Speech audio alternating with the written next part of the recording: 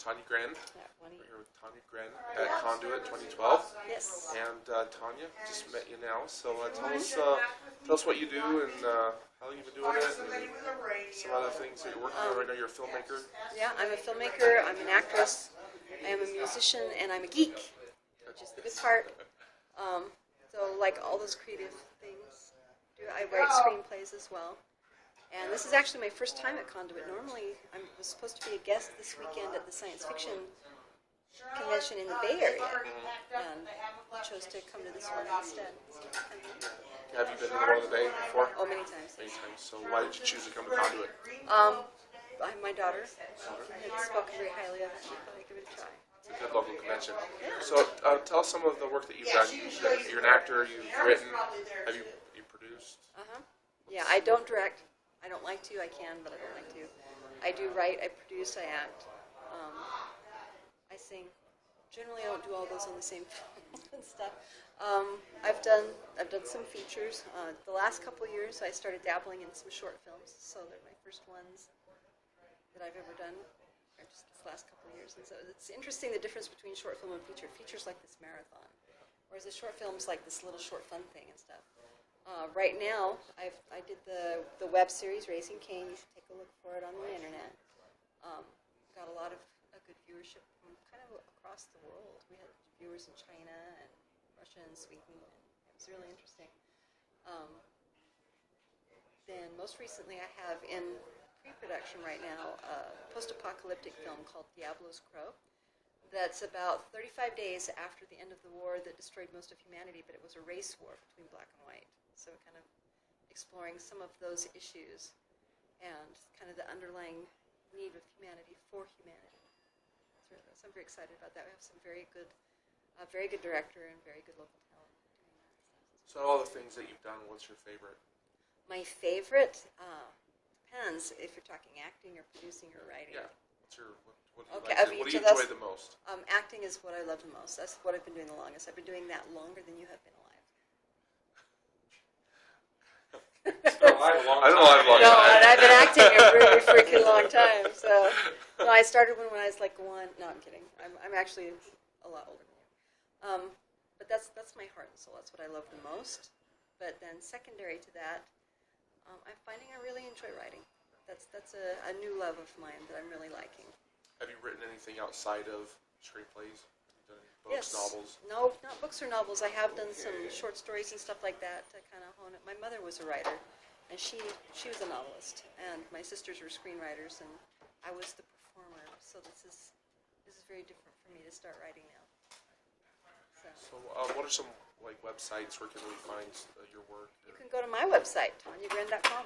Nice and simple. And you can see some of the acting work, some of the writing work, some of the film work, things like that. So is most of the stuff you do local actors, local directors, and all that kind of stuff? Since I've been in Utah, Okay. yeah.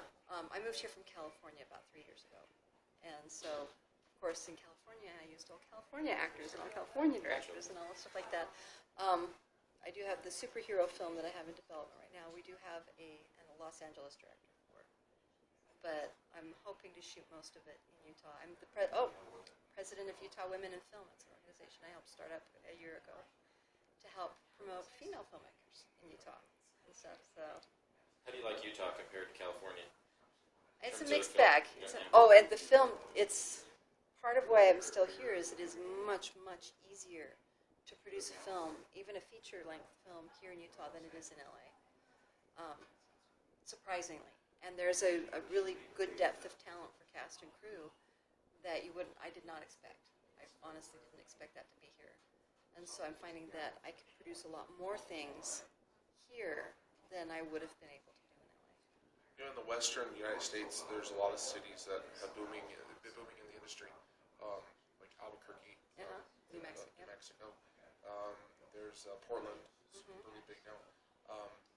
Since you've just come here for the last 3 years, what do you think the future is for filmmaking in Salt Lake or Utah? Utah is nice because it's the government. I know Marshall Moore with the head of the Utah Film Commission, and there's a lot of support here at the higher levels for the film community and for filmmaking as as a way to bring money into the state, of course, but also as a creative media to promote the state. And that support at the higher echelons is vital, along with a clear understanding. They just voted, for instance, they have a film incentive here, and they just voted to raise it and to keep it long term. So, for instance, I'm working to develop some television series and stuff like that. And so if television series wants to come to Utah, what they need is a long-term incentive, something that they know that they're going to have more than a year or more than 2 years. And now it has. It's been extended. So we have a good idea of balance. There's a lot of states that have great incentives that are higher than ours, but they're unmaintainable. And so they end up crashing and burning because they can't maintain that huge incentive. Whereas ours is very maintainable and yet still in the top percentages of the nation. And so I think that really is a good boon for the Utah film industry and really a good indicator of how well it's going to go. When I first moved here 3 years ago, I'm driving here from Los Angeles. I have left everything I own in LA, and all I have is what's in my truck, and it's 2 o'clock in the morning. I'm going across the desert. I don't want to be here. I'm just riding out the writer's strike and the SAG strike, you know. And I just that sense of, I'm going to be here 3 months and I'm leaving. I'm going back to California. And I'm listening, and the only radio station I can get in the middle of the night out in the desert is John Huntsman. It's a news station, right? And it's John, I turn it on, it's John Huntsman's talking. He's talking about how he wants to turn this into Salty Wood. And I thought, what an awesome name, Salty Wood. And, you know, he's not here anymore, but that sense of trying to create that is still here. You have to admit that the Utah Film Commission does some great things. Great things. They work very hard. They do a lot. They actively go to Los Angeles, Canada, all these different places, and actively promote Utah, actively try to draw things up at Sundance. This last couple of years that I've been here, they've had a lot of events and stuff to help promote Utah as a filmmaking state. And I'd say that a lot of the work that we've had over the last few years, because we've had some really big films come in here. We had an episode of Doctor Who. How great is that? Have been a lot on the shoulders of the Film Commission's activity in drawing them here. So most of the work that you do you typically do independent, most of your stuff, Yes. or do you do work with big studios? I used to do bigger stuff. Now I just do independent because I don't like the formula. I want to do things that actually impact more. Lawrence Kasdan once said, and I'm totally paraphrasing because I'm not getting the words right, but nobody has more power than that, the person who can sit down and talk to a man for 2 hours alone in the dark. And when I decided to start producing and writing and kind of taking the reins in my own hands, that was my driving reasoning, is that it influences people to an inordinate degree. And a lot of that influence, I feel, has been mishandled, particularly for women. And so the only way that we're going to change that influence is if we start having our own voice. And the only way we can have our own voice is if we do things. And if we don't have support or the help or the idea that we can do things, the status quo is maintained through the studio system, and I don't like that status quo. So I do proceed. So without the SAG here in Utah, if someone wanted to participate in a film, particularly independent films, Right. how they go about being involved as an extra or auditioning for a there's- role, or what's the best way in Utah to? In Utah, Utah's very different than California and Los Angeles, in that it's much more. All of those things are much more accessible than they are there. So in Utah, you can the Film Commission website, the Utah Film Commission website, has a hotline where you can call for extra work, and especially over the summer. There's a lot of things coming here, so there's a lot of extra work that will be needed.